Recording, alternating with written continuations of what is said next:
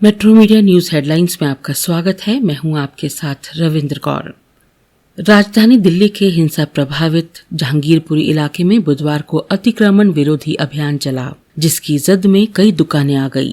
करीब 2 घंटे तक चले अभियान के दौरान भारी पुलिस फोर्स की मौजूदगी में 50 से अधिक दुकानों के अतिक्रमण को भी गिराया गया। इसमें मस्जिद के मुख्य गेट और मस्जिद परिसर में सड़क के सामने की 11 दुकानों का अतिक्रमण भी शामिल है।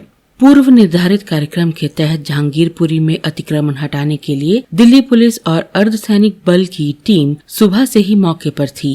अतिक्रमण हटाए जाने के दौरान कुछ लोगों ने विरोध किए, जिन्हें मौके पर पुलिस की तरफ से हिरासत में लिया गया। सुप्रीम कोर्ट ने बुधवार को आपातकालीन सुनवाई करते हुए उत्तरी दिल्ली के जहांगीरपुरी में उत्तरी दिल्ली नगर निगम के अतिक्रमण हटाओ अभियान को रोकने का आदेश दिया, जिसके बाद अभियान को स्थगित कर दिया गया। रामनवमी को यहां सांप्रदायिक दंगे हुए थे। जमीयत अध्यक्ष मौलाना अरशद मदनी ने दिल्ली के जहांगीरपुरी में घर ढाए जाने के अभियान को लेकर सुप्रीम कोर्ट के यथास्थिति बनाए रखने वाले आदेश का स्वागत किया। मौलाना अरशद मदनी ने कहा कि आशा व्यक्त करते हैं कि आगे भी फैसला जमीयत के पक्ष में ही आएगा। रूस यूक्रेन जंग का आज 56वां दिन है। इसी बीच रूसी सेना ने मंगलवार रात पूर्वी यूक्रेन में सैकड़ों ठिकानों पर हमला करने का दावा किया है। इधर रूसी चेतावनी के बावजूद मारियोपोल के स्टील प्लांट में घिरे सैनिकों में किसी ने भी समर्पण नहीं किया है। यहां आम लोग भी फंसे हैं। मंगलवार की रात रूसी सेना के हवाई हमले में यूक्रेन के 73 सैन्य ठिकानों को निशाना बनाया गया है। रूसी रक्षा मंत्रालय से मिली जानकारी के अनुसार किसेलेवका इलाके में बेहद सटीक मिसाइलों से हमले के नतीजे में 40 यूक्रेनी सैनिक और 7 बख्तरबंद गाड़ियां खत्म हो गई हैं।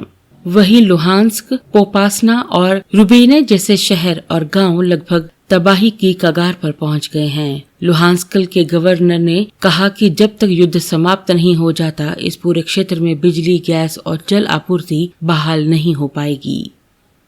कांग्रेस में असंतुष्टों का समूह G23 राजनीतिक रणनीतिकार प्रशांत किशोर के साथ 2024 के आम चुनावों के रोड मैप के रूप में दिए गए प्रस्तावों पर चल रही चर्चा से नाराज नजर आ रहे हैं, क्योंकि इस समूह से सलाह नहीं ली गई। बुधवार को कांग्रेस के 2 मुख्यमंत्री राजस्थान के अशोक गहलोत और छत्तीसगढ़ के भूपेश बघेल को प्रस्तावों पर चर्चा के लिए दिल्ली बुलाया गया था। प्रस्तावों पर औपचारिक विचार विमर्श के दौरान कांग्रेस के कई नेता मौजूद थे, लेकिन G23 नेताओं को परामर्श के लिए नहीं बुलाया गया, जिनमें कांग्रेस के सबसे वरिष्ठ नेताओं में से एक गुलाम नबी आजाद भी शामिल है। हालांकि G23 नेताओं द्वारा सोनिया गांधी को लिखे एक पत्र पर हस्ताक्षर करने वालों में से एक वीरप्पा मोइली ने कहा है कि किशोर को शामिल करना एक स्वागत योग्य कदम है। देश और दुनिया में कोरोना के मामले एक बार फिर से बढ़ने लगे हैं, इसलिए मेट्रो मीडिया आपसे अनुरोध करता है कि कृपया कोविड अनुरूप व्यवहार का पालन करें। मास्क लगाएं, हाथों को बार बार धोएं, भीड़ भाड़ वाली जगहों पर जाने से बचें, सामाजिक दूरी का पालन करें, सुरक्षित रहें। आगामी 24 अप्रैल को राष्ट्रीय पंचायत दिवस के मौके पर प्रधानमंत्री नरेंद्र मोदी के जिला सांबा की पल्ली पंचायत में होने जा रहा है। कार्यक्रम के मद्देनजर पल्ली इलाके में सुरक्षा लगातार कड़ी की जा रही है। वहीं प्रधानमंत्री के उस दिन होने वाले कार्यक्रम के मद्देनजर प्रदेश शासन से लेकर जिला प्रशासन सभी पूरी तरह सक्रिय मोड पर दिखाई दे रहे हैं। पता चला है कि इस इलाके में बाहरी लोगों के प्रवेश को पूरी तरह से बंद कर दिया गया है। फिलहाल अर्धसैनिक बलों के करीब 1000 जवान तैनात कर दिए गए हैं। वहीं इस समूचे इलाके की ड्रोन से निगरानी के लिए अत्याधुनिक ड्रोन लगाए गए हैं। वहीं बम निरोधक दस्ते को भी तैनात किया गया है। लखनऊ सुपर जायंट्स के कप्तान लोकेश राहुल को दोहरा झटका लगा है। IPL में रॉयल चैलेंजर्स बेंगलोर के खिलाफ हुए लीग मुकाबले में हार के बाद उन पर 20% जुर्माना भी लगा है। राहुल पर ये जुर्माना आचार संहिता के उल्लंघन के लिए लगा है। सुपर जायंट्स के ही मार्क्स स्टोइनिस को भी मैच के दौरान IPL आचार संहिता का उल्लंघन करने के लिए फटकार लगाई गई है। RCB ने इस मैच को 18 रन से जीता था। लगातार गोते लगा रहा घरेलू शेयर बाजार 11 अप्रैल के बाद बुधवार को पहली बार मजबूती के साथ बंद हुआ।